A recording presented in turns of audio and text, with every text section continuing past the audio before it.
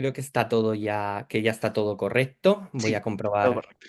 Perfecto. Muchísimas gracias. No hay por qué.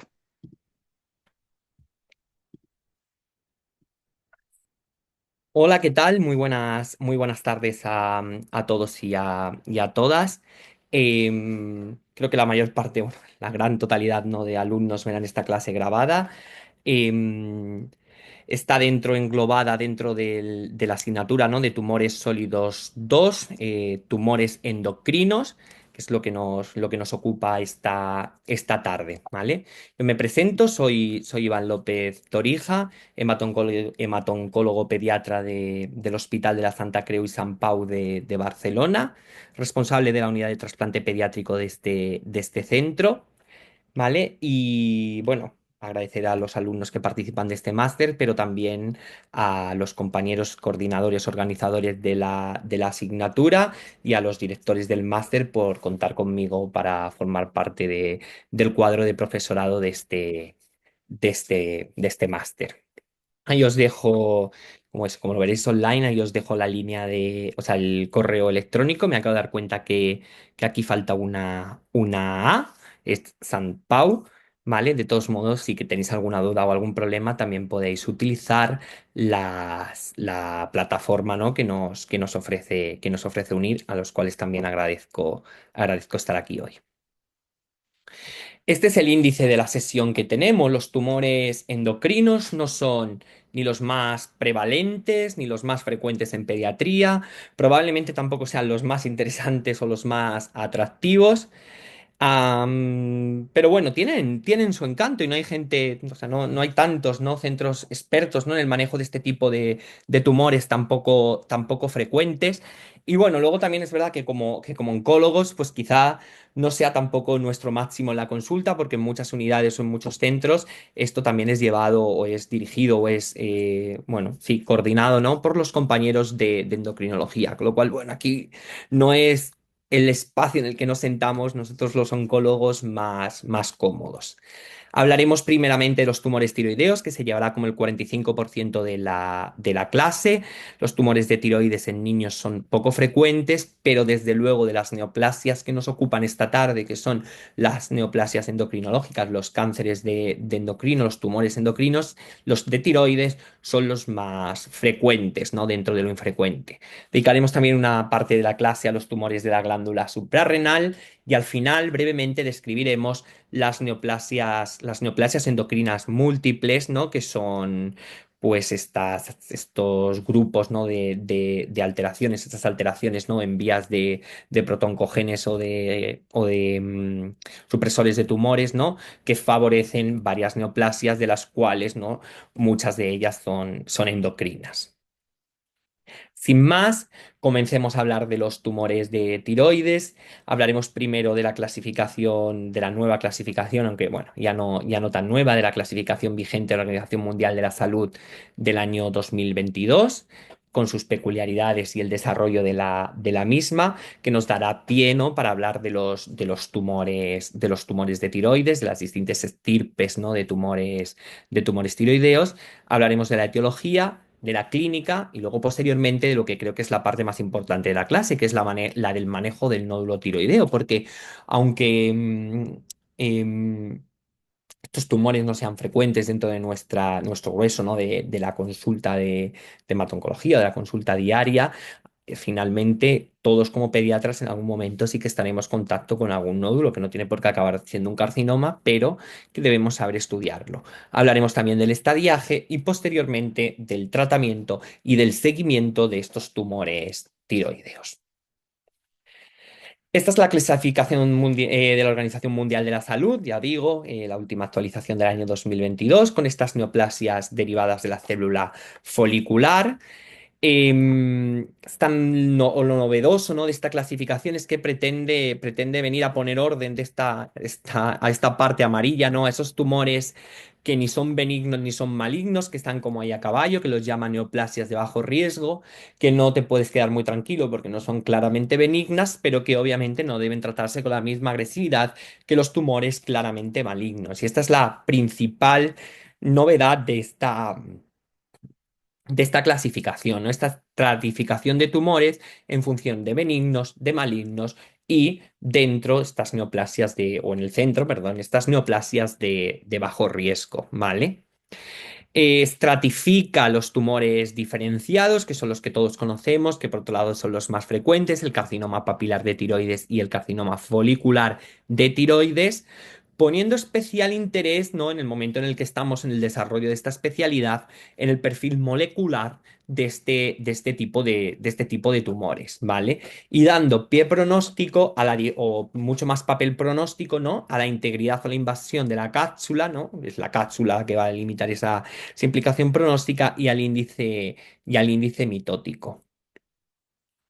Este es el artículo de Basolo et al. Publicado en el año 2023 en Endocrine, que es con el que nos guiaremos, ¿no? Para el desarrollo de estos tipos de tumores, de estos tipos de tumores tiroideos. Y este será el esquema que seguiremos. Empezaremos a hablar primeramente, ¿no? De las lesiones benignas, luego de estas lesiones de bajo riesgo y finalmente dedicaremos más parte a las neoplasias malignas con el carcinoma folicular de tiroides y papilar de tiroides. Aquí está la bibliografía, no, la lectura, ¿no? De todas estas siglas.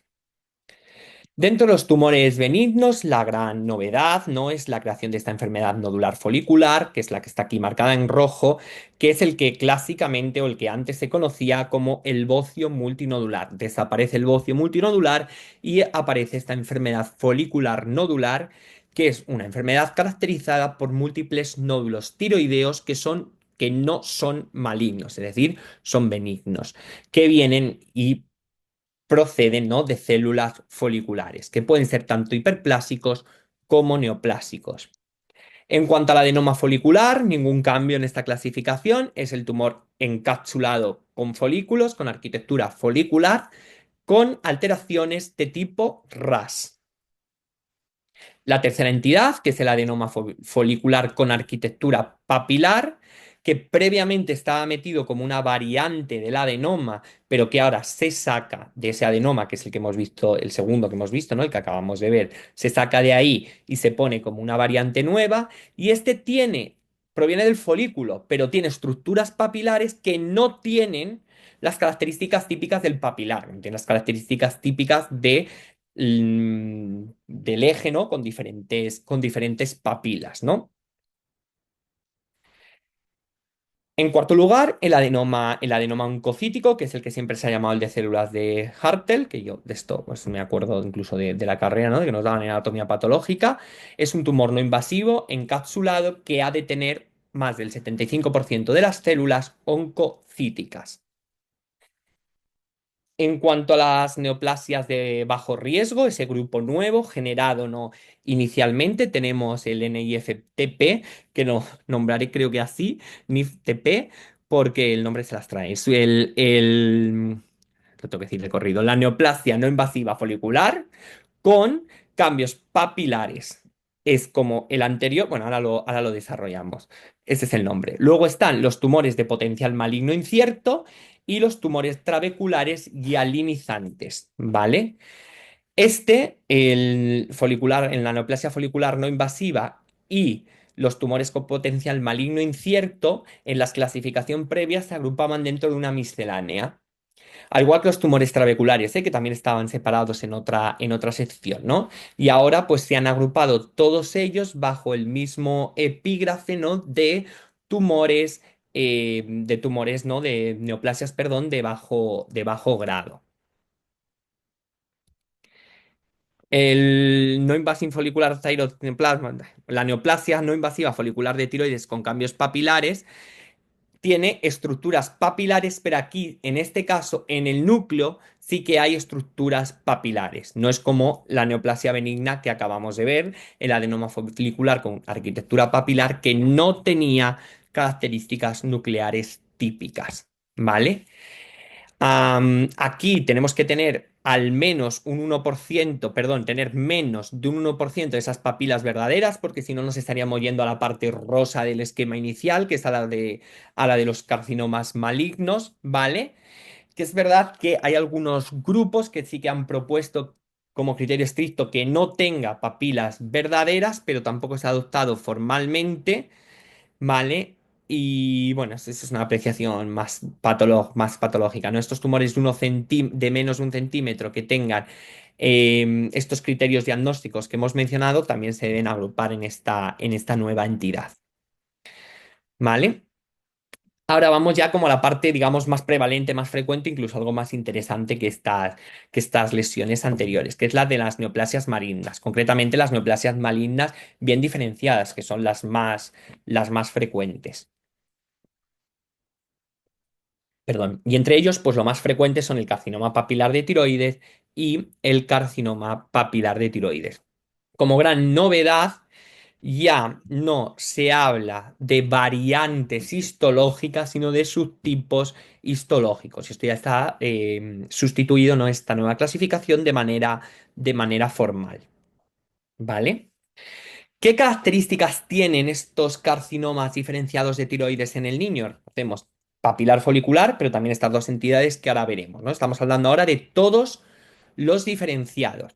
Bueno, por supuesto, son mucho menos prevalentes que en adultos, pero aunque sean más prevalentes que en adultos, en general, tienen mucha más probabilidad de malignidad, me refiero, ¿no? O sea, la enfermedad tiroidea en niños es mucho más probable, ¿no? De malignizar. Y es mucho más agresiva que en el adulto. También estas características hacen que sean tumores mucho más sensibles a radioyodo. Sí que es cierto que cuanta más mutación o perdón, cuando aparece, ¿no? La presencia de mutaciones tanto en BRAF como en RAS, esta sensibilidad al radioyodo disminuye. Pero esto también hace que el pronóstico sea menor. Es decir, son mucho menos frecuentes, más agresivos, eso les confiere más sensibilidad al radioyodo, por lo cual el pronóstico es mejor. Estamos hablando de una supervivencia global a 30 años del papilar, por ejemplo, metastático, cerca del 100% versus el 30% que tienen en edad adulta. Dentro de los carcinomas, ¿no? Diferenciados de tiroides, digamos que son tumores, ¿no? Los derivados de células foliculares, el más frecuente es el papilar y el folicular es en un porcentaje menor. ¿Por qué? O sea, todos estos, ¿no? Que provienen de células de células foliculares, que la diferencia entre el papilar y el folicular tiene más que ver, ahora lo veremos, con cómo madura, ¿no? Que en sí de la procedencia de la célula, porque los dos, todos estos, insisto, todos estos que estamos viendo aquí, todos provienen todos, que señalo con el dedo y no con la mano, con el cursor, todos estos provienen de la célula folicular, ¿no? Siendo más frecuente el papilar y el folicular, ¿no? Y estos dos maduran de forma distinta, pero el origen sí es el mismo, es la célula folicular. Y eso marca la principal característica funcional de los mismos, pero que también nos va a servir y nos va a ayudar para el tratamiento, que es que mantienen las funciones del tirocito, con lo cual tienen avidez y transporte por el yodo, responden a TSH y son capaces de producir tiroglobulina, que nos va a ser extremadamente útil a la hora de realizar el seguimiento de estos pacientes. En cuanto al carcinoma papilar de tiroides, la anatomía patológica es un tumor que no tiene cápsulas, que forma de manera clásica a nivel anatomopatológico unas papilas, ¿no? En torno a un eje principal que tiene calcificaciones e inclusiones intranucleares. Hay distintos tipos histológicos en los cuales no me voy a meter, pero sí que me voy a meter en sus aspectos clínicos que son diferentes al otro compañero en frecuencia, ¿no? Dentro de lo infrecuente que es el folicular. En el caso del carcinoma papilar de tiroides, suele ser multifocal bilateral, es decir, afecta a los dos glóbulos de la glándula, multifocal bilateral, la afectación ganglionar es muy frecuente y si tiene que metastatizar algún sitio con frecuencia relativa de 1 cada 4, lo hará en el pulmón. Estos son, ¿no? Estas son las papilas, ¿no? De la que hablamos, de la que hablábamos, de la que hablamos de la anatomía, ¿no? En la anatomía patológica. En cuanto al folicular, este sí que está encapsulado, ¿vale? Y no tiene que tener cambios nucleares descritos como en el papilar.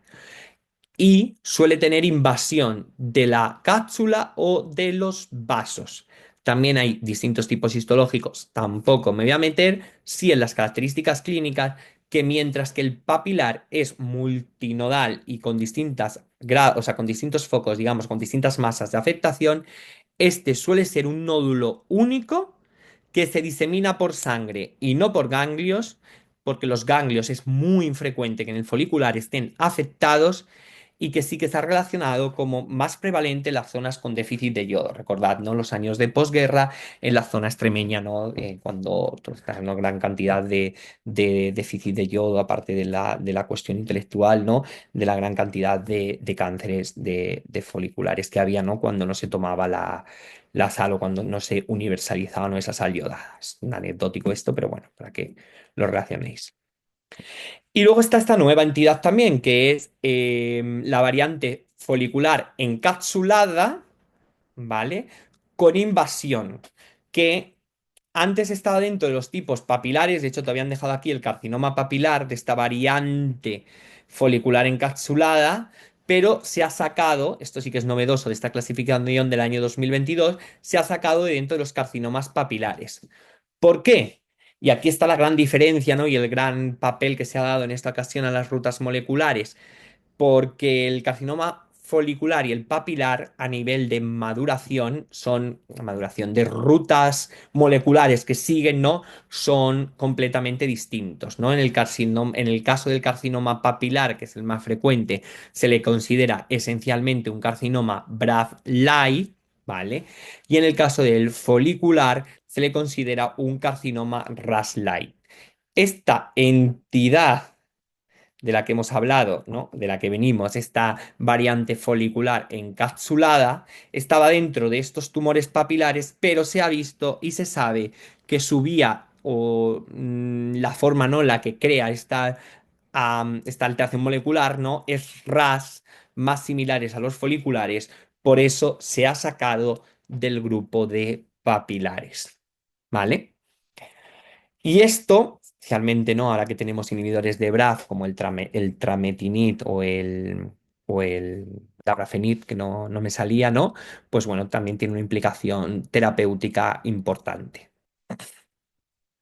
El carcinoma tiroideo oncocítico, carcinoma de células de Hartel, que tienen más 75% de células oncocíticas, es el cáncer de la alteración previa que hemos visto en los tumores malignos, en los tumores benignos, perdón. Este no tiene asociación ni con BRAF ni con RAS, es otro tipo histológico. Am, y ya es el último de estas, perdón, es el último de estas patologías, digamos, maduras, ¿no? Luego viene la otra sección, ¿no? Que son los tumores, los carcinomas tiroideos derivados de células foliculares, ya de alto grado, no llegan a ser tan inmaduros como el anaplásico, que es el que queda dentro de los inmaduros. Desde luego sí que están menos diferenciados que los carcinomas diferenciados, ¿vale? Son el carcinoma tiroideo de alto grado diferenciado, pero tiene que tener más de 5 mitosis y o necrosis tumoral, es decir, ya no está tan diferenciado. Y esta entidad también es nueva.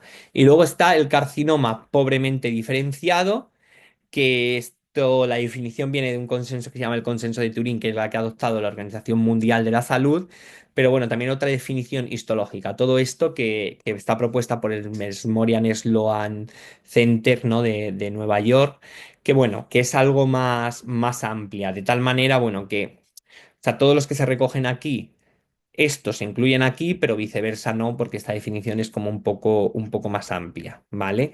Sí que es verdad que según esta clasificación están más asociados a las mutaciones en RAS y según estas a las mutaciones en BRAF. Bueno, no, algo no, o sea, no muy relevante para lo que nos ocupa en este momento, que además es verdad que en pediatría son altamente infrecuentes.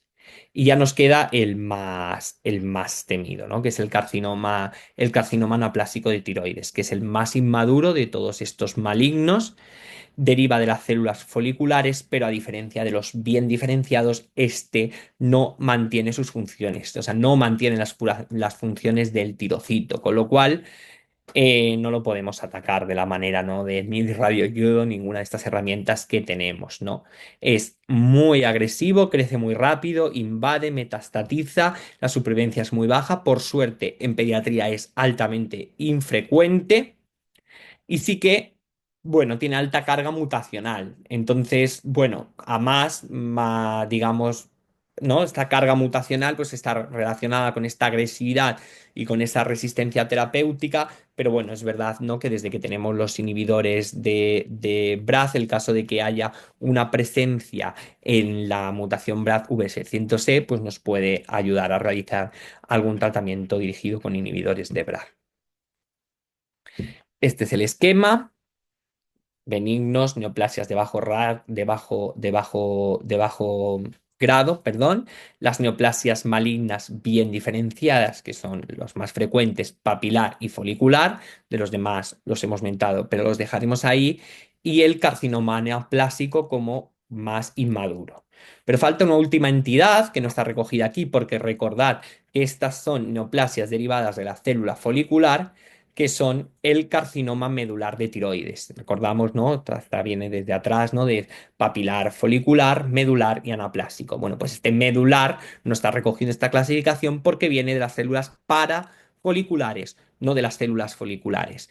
Tiene un marcador tumoral específico, que es la calcitonina, pero este no tiene ninguna relación ni con la TSH ni con la tiroglobulina. ¿Vale? Y esto es importante tenerlo en cuenta porque ninguna de estas cosas nos va a servir ni para tratamiento ni para seguimiento. Metastatiza a nivel hematógeno. Sí que el 80% son esporádicos, pero un porcentaje para nada desdeñable tienen que ver con alteraciones genéticas que tienen una herencia autosómica dominante, generalmente asociados al RET, pero también al MEN2A y al MEN2B, los genes de neoplasia, perdón, las alteraciones de neoplasias endocrinas múltiples. Este es el esquema, este es el resumen de esta parte de la clase. Carcinomas diferenciados, papilar, folicular, mantienen las funciones del tirocito. Los carcinomas indiferenciados o anaplásicos no mantienen las funciones, son mucho más inmaduros, mucho más agresivos, pero por suerte, mucho más infrecuentes en pediatría. Y luego el carcinoma medular de tiroides, que no viene de células foliculares, sino de células parafoliculares que secreta calcitonina. Está aquí bien, esta es la parte más, más densa de la clase, ¿verdad? Que si os queda alguna duda o alguna cosa, no dudéis en escribirme o en escribirlo al chat para poder discutirlo. Cogemos aire, un poco de agua, disculpad, y pasamos, ¿no? A describir la etiología de estos carcinomas de tiroides, ¿vale? Se asocia mucho a radiaciones ionizantes, que en nuestros pacientes tenemos que tener especial vigilancia en pacientes que han sido radiados o bien para someterse a un trasplante halogénico con radioterapia corporal total o bien por alguna neoplasia anterior en la zona cervical. Eso es muy, muy, muy importante en el seguimiento a largo plazo de los pacientes sometidos a trasplante o sometidos a radioterapia cervical torácica, porque es uno de los tumores que podemos encontrar secundarios de manera más frecuente. Están asociados a síndromes, ya los hemos dicho varias veces, ¿no? A la poliposis adenomatosa familiar, al complejo de Carney, al síndrome de Dicer, al PETEN, al síndrome de tumor amartoma, y a los síndromes de neoplasia endocrina múltiple. Sí que está relacionado, ¿no? Con las deficiencias de yodo y TSHs elevadas de manera mantenida, que estos niños es menos frecuente, sí que es más frecuente en adultos, ¿no? Y con alteraciones en la vía de RAS, RAF, MEC o en la transcriptasa de telomerasa inversa, el promotor de la telomerasa. Am, Aquí la parte más importante de la clase, como decía al principio, el manejo del nódulo tiroideo, porque la manifestación clínica más frecuente del cáncer de tiroides es esta, la de esta fotografía. Niño con función tiroidea normal, completamente bien, que se palpa un nódulo tiroideo que suele ser, bueno, que es, o sea, en la zona cervical anterior, que no le duele. Es la manifestación clínica más frecuente, con lo cual saber manejar El nódulo tiroideo es absolutamente esencial para conseguir llegar al diagnóstico, ¿vale? Estas son las guías que vamos a seguir de la European Thyroid Journal, son también del año 2022, igual que la clasificación. La dejo aquí, aunque está la bibliografía, para que la tengáis por si queréis echarla un vistazo. La verdad está muy bien. Am, Saber como cuestión, ¿no? Que los nódulos tiroideos en pediatría son menos frecuentes que en adultos, pero, como decíamos anteriormente, el riesgo de malignidad es mucho más alto, con lo cual su evaluación es mucho más agresiva y tiene que ser muy sistemática y mucho más rápido que lo que puede suceder, ¿no? ante un nódulo tiroideo en una señora de 50 años, ¿no? Importante. La aproximación a la historia clínica, como decíamos, si ese paciente ha sido radiado anteriormente. Intentar buscar asociaciones familiares que no siempre son tan claras y ver cómo ha ido progresando ese nódulo, ¿vale? La exploración física, el tamaño, la consistencia y la presencia de adenopatías. Recordad que los papilares, ¿no? tienen diseminación por ahí, pues bueno, vilarlas y buscarlas también y pedir de forma básica, ¿no? Una función tiroidea. Una función tiroidea con TSH, T4 libre, anticuerpos antitiroglobulina, antitiroperoxidasa, ¿no? Y la tiroglobulina estimulante de tiroides, ¿vale? Aunque la prueba inicial va a ser la TSH. Hemos dicho que suelen ser nódulos no funcionantes, es decir, no, la función tiroidea va a ser normal. Con lo cual, si la TSH está baja, es cuando hay que hacer una gammagrafía. Es la única indicación dentro del manejo del nódulo tiroideo que tiene la gammagrafía, ¿vale? Y la dirigimos o la hacemos para descartar si ese nódulo es o no funcionante. Si el nódulo es caliente, es benigno, no hace falta hacer PAD. Pero como sea frío, lo que tenemos que hacer es biopsiarle, tratarle como si fuera un nódulo funcionante. ¿Vale? La tiroglobulina hay que pedirla de entrada, pero digamos que como diagnóstica no nos va a servir, sin embargo, sí nos servirá para hacer el seguimiento. Y la calcitonina la utilizaremos como marcador tumoral en el único tumor, ¿no? que produce calcitonina, que es ese carcinoma medular de tiroides. ¿Qué nos va a hacer pensar, ¿no? ante ese nódulo de tiroides, ¿no? ¿Qué nos va a hacer pensar en la historia clínica o en la exploración que estamos ante un carcinoma? Bueno, la edad principalmente, con lo cual aquí ya entran gran parte, casi todos los pacientes que tratamos, ¿no? Nos quedarían los adolescentes. Cuidado también con ellos, especialmente mujeres más adolescentes con los tumores tiroideos, con los nódulos tiroideos, ¿no? A la presencia de antecedentes familiares de cáncer de tiroides, que el paciente haya sido radiado, que el nódulo crezca rápido o que tenga algún síntoma que nos haga pensar que está comprimiendo, disfonías, disfagias, en fin, fundamentalmente son disfonías y disfagias, ¿no? Si el nódulo tiroideo al palparle es firme adherido, como siempre, sospecha de malignidad. Si además tenemos adenopatías cervicales, ojo. Y también importante, ¿no? Dentro del diagnóstico diferencial, aunque desde luego el tumor de tiroides no es el más frecuente, pero cuidadito los estudios de las adenopatías cervicales que puedan ser sospechosas. Hay otros tumores mucho más frecuentes que nos dan adenopatías cervicales. Cuidado con los pacientes con muy buen estado general, con adenopatías cervicales sospechosas, porque a lo mejor estamos ante un carcinoma de tiroides que no llegamos todavía a palpar el nódulo, pero que está presente. La ecografía, después de la historia clínica y de la palpación, pues desde luego es la herramienta más importante. Sin embargo, a diferencia de adultos que tienen su clasificación T-RADS, ¿no? que es una clasificación como el BRADS del cáncer de mama, pues para el nódulo tiroideo altamente extendida y muy estandarizada, pues en pediatría no la tenemos, no tenemos una clasificación tan probada o tan estandarizada como en adultos, ¿no? Entonces, bueno, nos tenemos que guiar pues con ciertos criterios como estos son criterios, ¿no? ecográficos que nos sugerirían malignidad, ¿no? Como la hipoecogenicidad, que tenga microcalcificaciones, que sea más, o sea, tenga mayor diámetro, o sea, más alto, ¿no? que ancho, que los márgenes sean regulares, que esté muy vascularizado, que sea muy grande o que haya adenopatías, como ya hemos dicho, alrededor cervicales, ¿no? Que nos puedan resultar sospechosas. Estos son los criterios totalmente, ¿no? unificados, esos criterios que nos hacen pensar en malignidad de la revista de Pediatría Integral del año 2025, que bueno, siempre no es una buena plataforma también para estudiar este tipo de cosas. Este es el esquema, ¿no?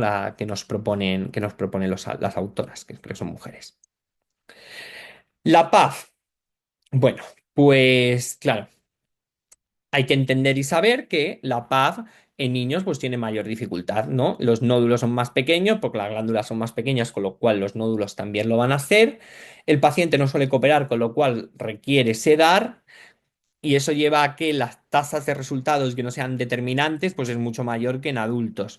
Entonces, bueno, es verdad que eso, ante, ¿no? la probabilidad de que ese nódulo sea maligno en el paciente pediátrico, pues hace que haya más emitiroidectomías, ¿no? Se suele llevar antes a la cirugía que el paciente adulto. Las indicaciones son todos aquellos nódulos de por encima de 1 centímetro que tengan signos sospechosos, los de menos de 1 centímetro también si hay alguna cuestión clínica, la exploración y la historia clínica, ¿no? que nos lleve a pensar que el nódulo que tenemos puede ser un carcinoma y las adenopatías sospechosas que también deben pincharse. En el caso de la PAF, sí que tenemos ¿no? escala anatomopatológica ¿no? para clasificar esos nódulos, que es la clasificación de Bethesda, ¿no? que nos clasifica desde la uno, que es una no diagnóstica, que recordad ¿no? que en el paciente pediátrico es relativamente frecuente, hasta, bueno, pasando, ¿no? por las benignas, hasta el grado 6, ¿no? Hasta el Bethesda 6, que es claramente maligno y que requiere, ¿no? la resección quirúrgica inmediata, ¿vale? Esto está absolutamente estandarizado, absolutamente no llevado, ¿no? en el manejo de los compañeros de anatomía patológica. De hecho, a veces hasta si sacas más trucut, ¿no? Cuesta más, si haces un truco, ¿no? Sacas más muestra que una PAF, ¿no? Incluso puede complicarles la valoración, ¿no? a los anatomopatólogos. Veamos, es la escala de clasificación anatomopatológica, ¿no? Para clasificar esa malignidad en función de las características del tejido, de 1 a 6. Y este es el esquema que nos procede la Asociación Europea de Tiroides en las guías del 2022, que son las que os puse inicialmente. Ante un nódulo sospecha, ¿no? de nódulo tiroideo, pues bueno, debemos hacer una ecografía fácil, sencilla, accesible. Sin embargo, con una recomendación 3A dentro de estas guías del año 2022, no puede ayudarnos a tomar decisiones la ecografía por las limitaciones de las cuales hemos hablado y porque no tenemos una escala como en los pacientes adultos, ¿no? La escala T-RAT, al no tenerla, nosotros los pediatras no podemos tomar decisiones de ese nódulo tiroideo solo en función de la ecografía, ¿vale? De tal manera que si la ecografía nos confirma la presencia de ese nódulo, debemos pedir TSH, ¿vale? Si la TSH, bueno, desde luego, si la ecografía ya nos confirma, no, nos confirma nódulo maligno, pues adelante, ¿no? Pero bueno, eso, si el nódulo es confirmado y la TSH está suprimida, es las indicaciones no de hacer gammografía para ver si ese nódulo es autónomo o no. Si esa ecografía nos dice que tenemos un nódulo y tenemos sospecha de malignidad ecográfica, historia clínica o, o exploración física, debemos hacer una PAF que ya nos va a clasificar en función del Bethesda y ya decidiremos, ¿no? qué tratamiento debemos hacer en cada una de ellas. Si la ecografía, la historia clínica y la exploración nos deja muy claro que esa lesión no tiene sospecha de malignidad, no nos quedamos del todo tranquilos y vamos repitiendo la misma ecografía cada 6 12 meses para seguir planteándonos la misma pregunta. ¿Estoy ante un nódulo que puede ser un carcinoma? ¿Vale? Dentro de estos estudios analíticos, aquí, como menos cerrada, ¿no? Como más cursada, ¿no? Está la calcitonina, porque obviamente si la calcitonina está elevada, claramente elevada, ¿vale? Pues ya tenemos el diagnóstico. No le hagas PAF. Tienes masa, tienes nódulo, tienes calcitonina elevada, que es marcador tumoral del carcinoma medular, pues hazle la tiroidectomía total, ¿vale? Si la calcitonina está más o menos elevada, pues bueno, en este caso sí que confírmalo, ¿no? Con una PAZ para ver el tipo histológico para que en función del Bethesda decidas fundamentalmente, ¿no? Si hacemos una EMI o una tiroidectomía total. Otra sugerencia de esta clasificación de estas guías europeas del tiroides, ya lo hemos dicho, es absolutamente a todos los pacientes que se estudien la mutación en BRCA, la mutación V600E. El estadio se definirá en bajo riesgo, riesgo intermedio o alto riesgo, ¿vale? Esto sí que no ha cambiado con respecto a las clasificaciones previas. Se sugiere que siga siendo la TNM, ¿no? La que se utilice. Tumores de bajo riesgo confirmados al tiroides, sin metástasis. Riesgo intermedio, nódulos 1A, 1B mínima por el riesgo de extensión ganglionar completa, o aquellos que son T3, que son los que tienen extensión extratiroidea de alto riesgo los que tienen extensión local extratiroidea más menos metástasis o los que tienen ya una extensión regional extensa. En cuanto al tratamiento, pues fundamentalmente quirúrgico. En el caso del carcinoma papilar, recordad, carcinoma maligno bien diferenciado más frecuente. En los casos de Bethesda 3 y 4 hay que hacer hemitiroidectomía, ¿vale? Que va a ser diagnóstica y va a ser terapéutica, ¿vale? En los casos de Bethesda 5 y 6, la tiroidectomía será terapéutica. Aquí en estos casos no lo pone, me da el borrado, pero se hace tiroidectomía completa. Así se lo pone, pone total, tiroidectomía total y también desde luego ya es terapéutico. Y habrá que asociar la linfadenectomía de las cadenas cervicales afectas, ¿vale?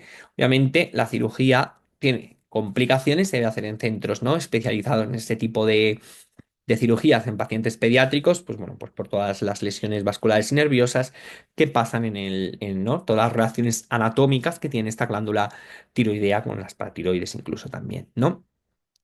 El tratamiento adyuvante se hará de norma general, ¿no? En todos los papilares, recordad, provienen de los tirocitos, con lo cual conserva la función de la célula. No se indicará en los que sean muy pequeños o que tengan mínima afectación ganglionar sin metástasis, que precisa una preparación previa y un tratamiento con levotirosina a dosis supresoras, o levotirosina o TSH recombinante. Y el seguimiento será con tiroglobulina, con eco, con rastreo del yodo 131 y con pruebas de imagen con PET-TAC en caso de sospecha. ¿Vale? Esta es la forma, ¿no? El esquema de manejo de carcinoma papilar en niños. Y el folicular, pues lo mismo, tratamiento quirúrgico, la base del tratamiento y yodo 131 en todos los casos, ¿vale? La diferencia entre hacer, recordad ¿no? Que como el papilar solía ser bilateral y multifocal, este es un nódulo único, pues bueno, el tamaño de ese nódulo y la afectación de los vasos, porque acordad que invadía vasos y cápsula, pues será la que nos defina, ¿no? Si hacemos una EMI o una tiroidectomía total.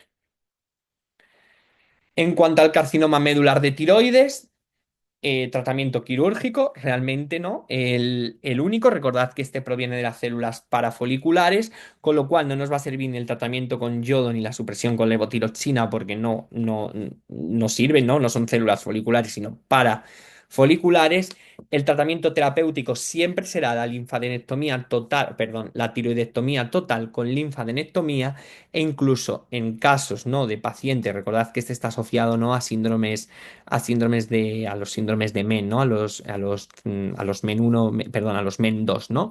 Pues en esos casos se puede hacer hasta profiláctico por debajo de los años o incluso antes del año. El seguimiento, en este caso, al tener un marcador tumoral, pues será mediante calcitonina, la tiroglobulina aquí no sirve, con eco y TAC. Vale, perdón, este es el resumen final de. Sí, es el resumen final de la clase. Pues se me ha ido ahí una diapositiva. Ya lo hemos dicho, los carcinomas diferenciados, papilar folicular, mantienen funciones del tirocito. Los anaplásicos derivan de células foliculares, pero no mantienen las funciones del tirocito, altamente agresivo, pero por suerte poco frecuente en la infancia. El carcinoma medular de tiroides derivado de células parafoliculares, productor de calcitonina, y el esquema del manejo del nódulo tiroideo como mensajes que llevar a casa.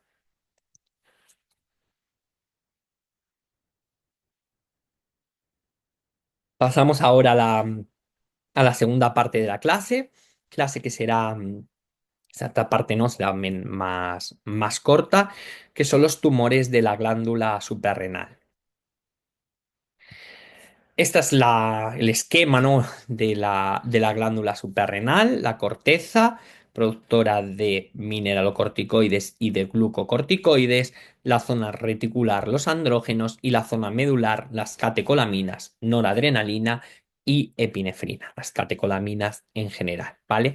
¿Por qué es esto importante? Pues porque habrá tumores derivados de la corteza suprarrenal y habrá tumores derivados de la médula, ¿vale?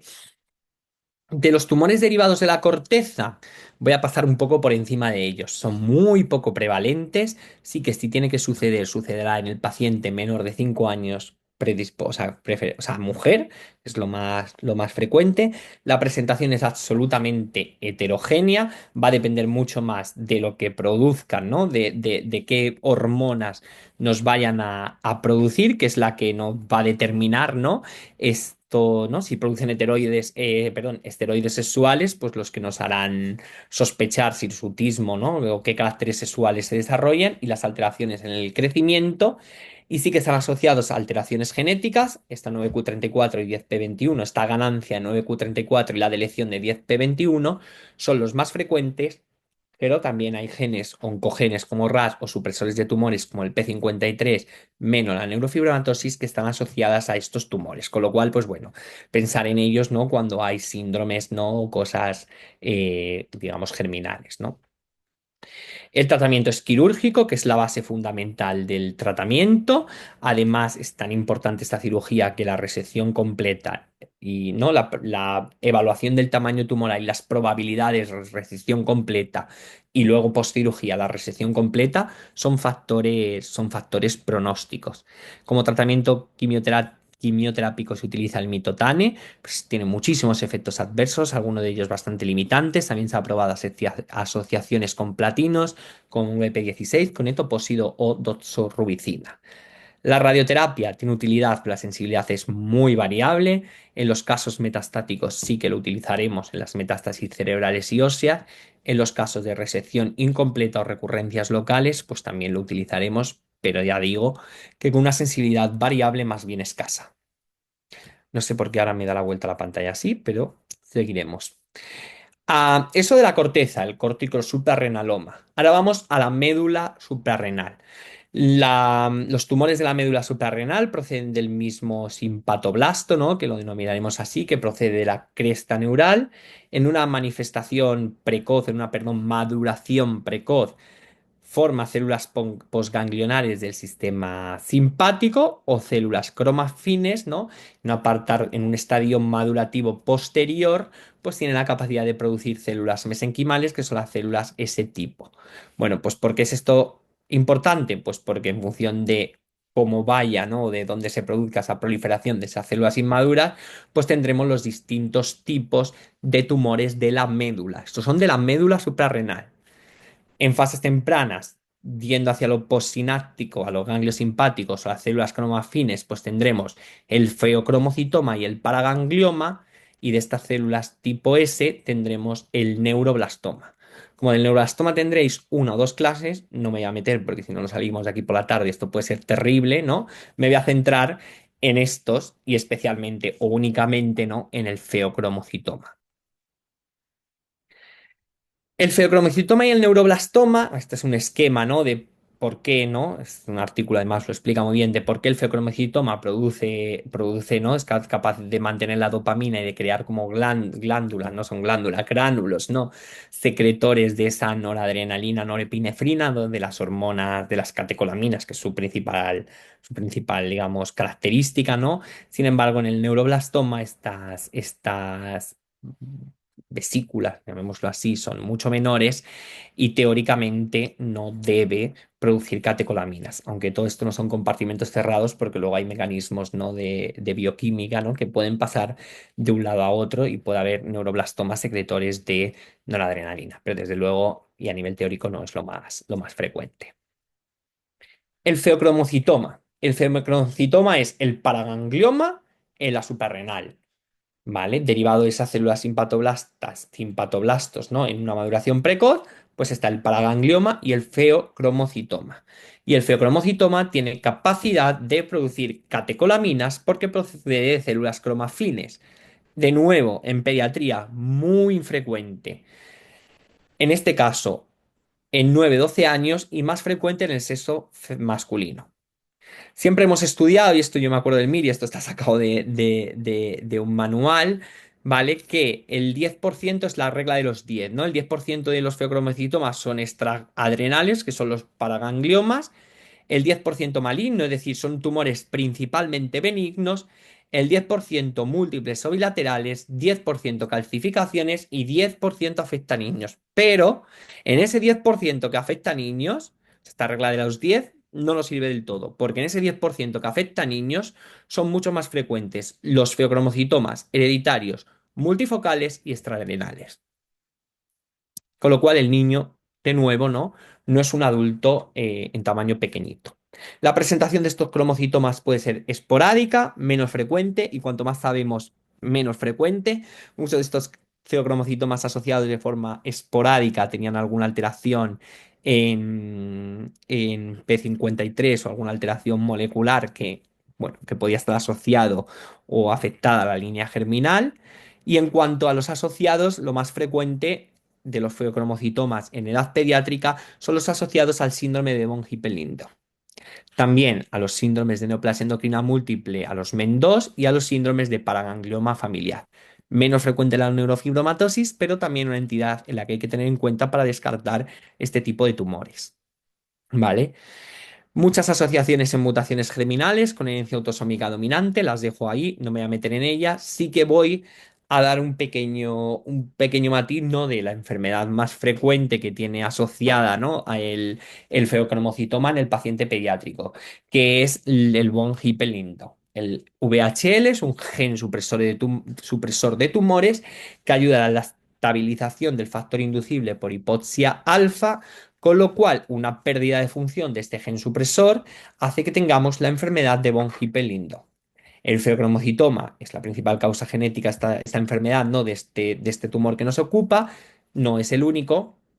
Angiomas, hemangioblastomas, cistoadenomas, quistes renales, todos ellos también se pueden dar dentro de esta enfermedad, ¿vale? Fermac además lo divide como en von Hippel 1, que son los que no están asociados al feocromocitoma, y la enfermedad por von Hippel-Lindau 2, que sí que está asociado al feocromocitoma, bueno, aunque hay un 2C, que puede ser una manifestación, pero que no se en este tipo de tumores, sino que solo se dé el feocromocitoma aislado. La presentación clínica del feocromocitoma, pues todas las derivadas de las catecolaminas que produce. Esas catecolaminas que nos van a activar o nos van a actuar sobre receptores alfa y sobre receptores beta 1, beta 2, los alfa y beta, ¿no? De los vasos, los beta del corazón, con lo cual nos va a dar la clínica de esta enfermedad, ¿no? Que es todo lo derivado del sistema nervioso simpático.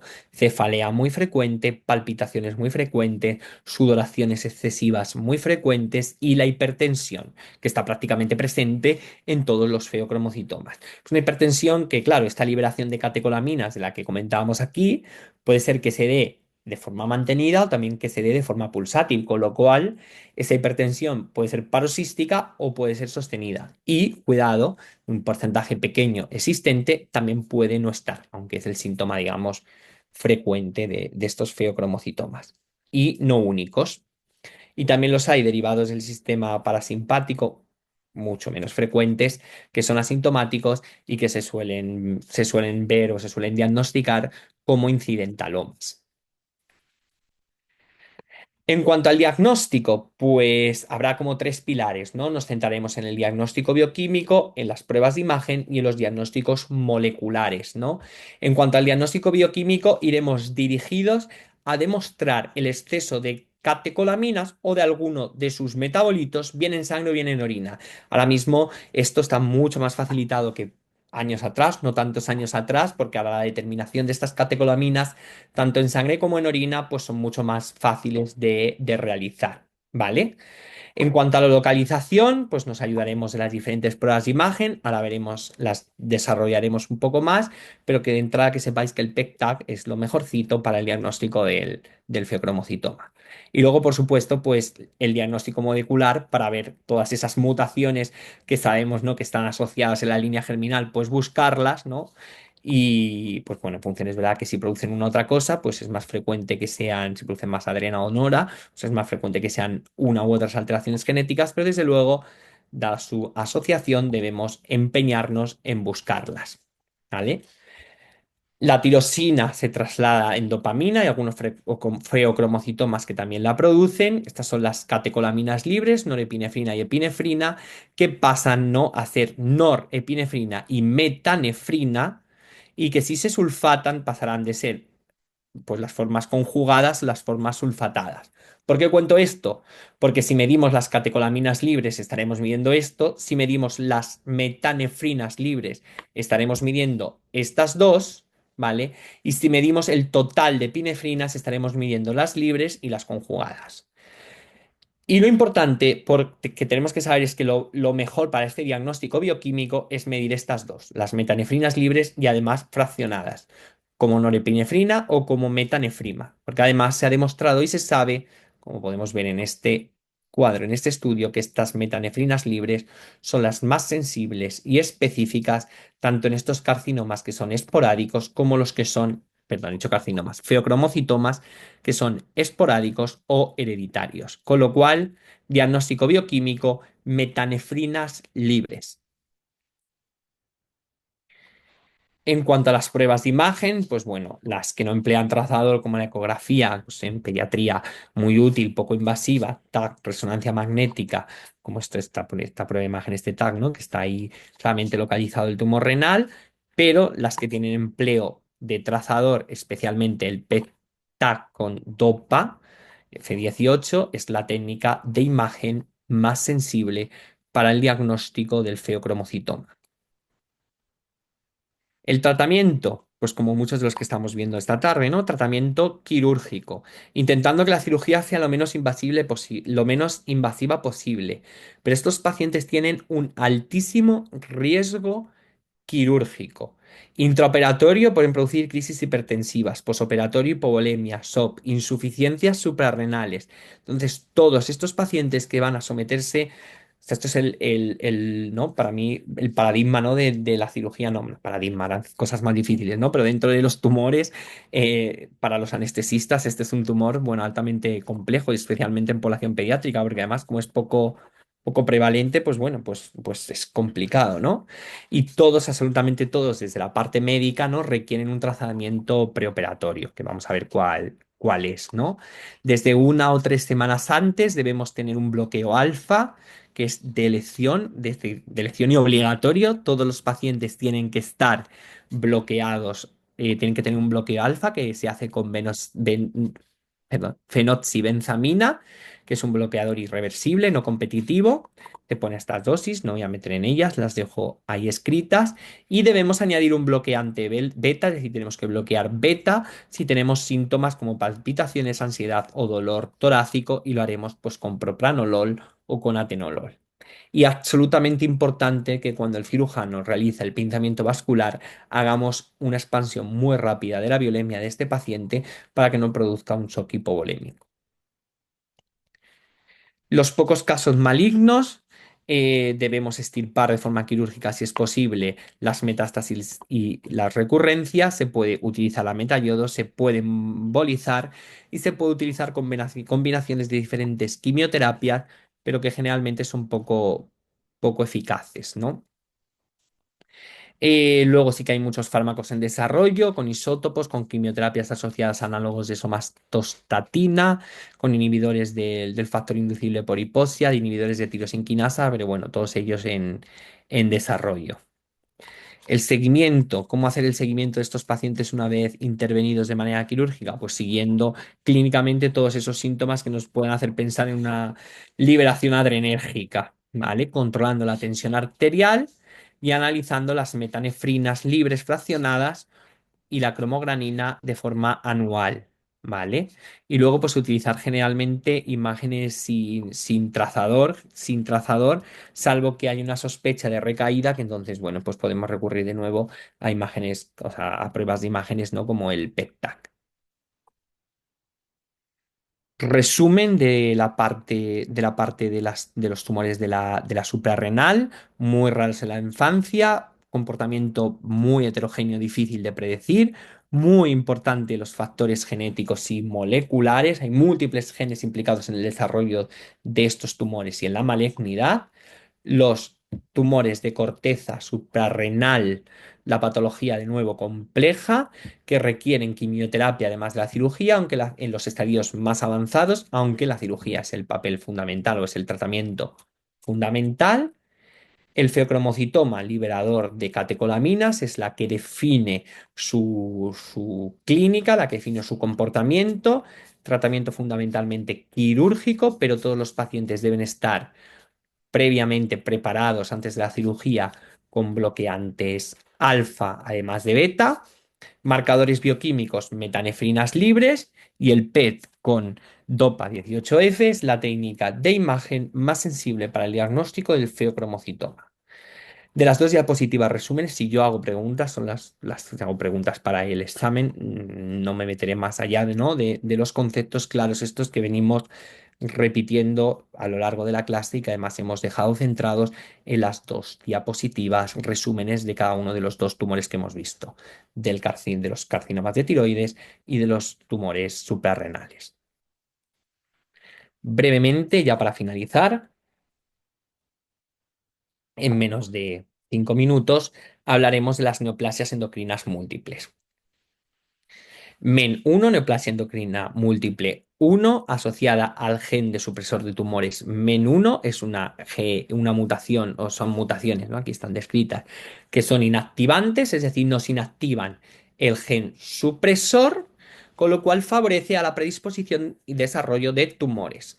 Dentro de los endocrinos, los más frecuentes para tiroides, los de páncreas o los de la hipófisis, ¿vale? Y dentro de los suprarrenales, el tumor carcinoide y el feocromocitoma es menos infrecuente, o sea, perdón, puede existir, pero es menos infrecuente que en los MEN2. Y luego hay otros tumores que no son endocrinos.